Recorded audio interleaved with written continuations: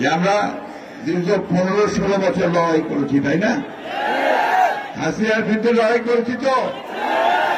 আপনাদের এখানে খুব কম লোক আছে যার বিরুদ্ধে মামলা হয় নাই, হয়েছে না?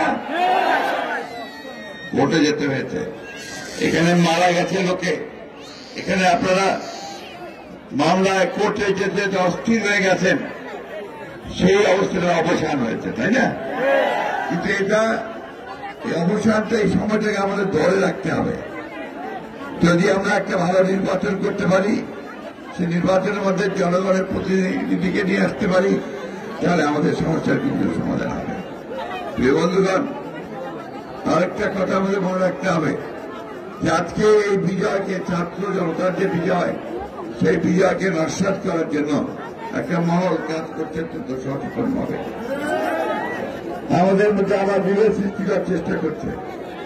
আমাদের কিছু কিছু লোকের নামে বিভিন্ন রকম কথা বলে পত্র পত্রিকায় বিএনপির ভাবমূর্তি নষ্ট করার চেষ্টা করছে। এইখান থেকে সবাই বিরত থাকবেন। যদি কাউকে দেখেন যে চাঁদাবাজি করছে বা দখলদারি করছে, তাকে ধরে সাথে সাথে পুলিশে দেবেন অথবা আপনারা আর্মি কাটে দেবেন। এই ব্যাপারে আমাদের কোন রকমের কোন সুপারিশ থাকবে না।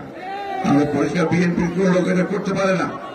আপনাদেরকে এটা প্রতিরোধ করতে হবে বন্ধুগণ। এই কথাটা মেসেজটা খুব ক্লিয়ার।